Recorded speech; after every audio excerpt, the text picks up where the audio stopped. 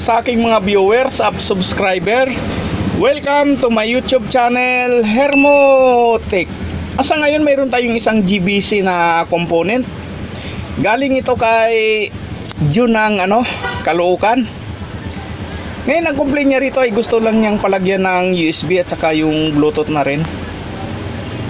Ngayon bago natin ito buksan ay kailangan muna nating itesting ng kalawangin na ito. Lilinisan natin yan at i-sprayan natin ng ng pintura para gumanda naman. Ngayon titingnan muna natin kung mayroon ba talaga siyang sound.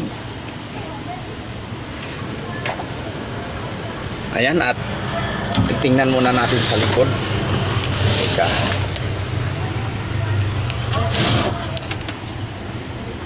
Ayan, naka 220 naman siya. Ayan. Lagyan natin ng speaker para malaman natin kung gumagana talaga. Ngayon kapag gumagana naman, bubuksan na natin at saka lalagyan na natin ng USB. Mag-install tayo.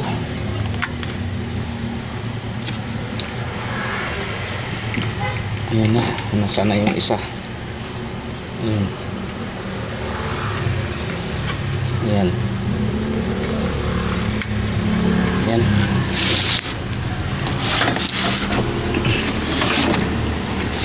Tapos ipa-plug na natin.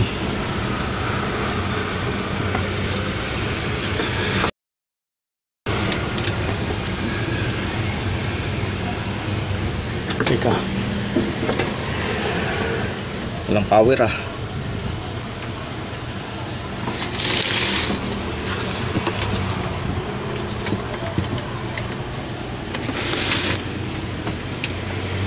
Wala namang power. Sabi niya sa akin may power daw to. Baka sa outlet ko lang. Wala talagang power. Ayan na, buksan ko na siya pero maraming alikabok. Ngayon i-blower muna natin ko. Palagay ko may lumuwag na regulator. Karamihan kasi sa na-encounter ko rito ay nasa regulator yung lumuwag sa pagkahinang. Hanapin natin. Nandun sa gilid yun Kasi marami na akong nagawang ganito Ayan at umpisa natin. Linisin muna natin. I-blower ko muna. Kasi natanggal yung mga alikabok. Ayan. Ngayon subukan uli natin i-plug.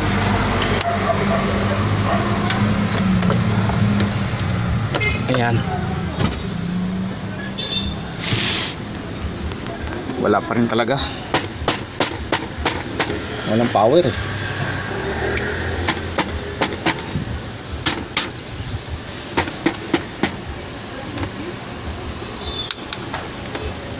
Ayan, titingnan na lang natin. Bubuksan natin. Alisin muna natin yung pinaka-display nya. Ayan na, naisalpak na natin yung pinaka-outlet nya ng ating USB. Tapos yung mga button nya nandito na. Nandito na rin yung module nya. Ayan. Ngayon yung ating transformer ay kinalas ko. Nag-additional ako rito ng 27 turns. Ang gauge ng ating magnetic wire ay 29. Ayan, para supply sa ating USB. Dito yung wire nya. Ngayon ang susunod natin gagawin dito ay buuin na natin to. Sasalpak na natin sa pinaka chassis nya para matisting na natin lahat. Nandito na yung kanyang module. Tapos ito na rin yung kanyang transformer. Bale ang ginawa natin sa supply ng ating USB ay kapasitor na lang kasi nandito na yung ating winding.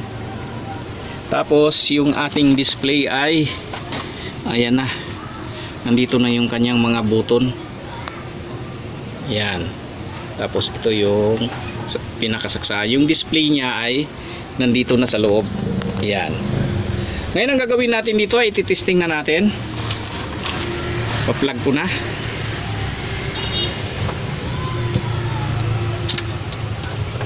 Ayan na siya.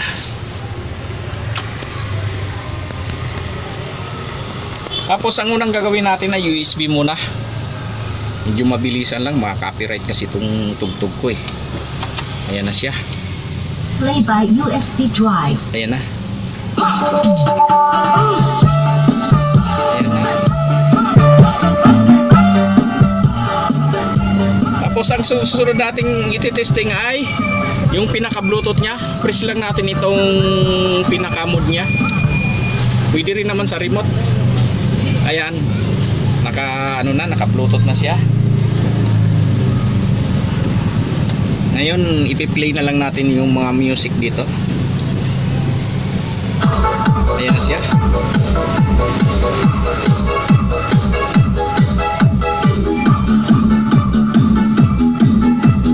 Ayan na. Magsawa na yung may-ari nito. Okay na siya. Pwede na rin siya sa Bluetooth. Ayan lang at maraming salamat sa inyong panonood. And please like, share, and subscribe to my YouTube channel for more upcoming video. Thank you.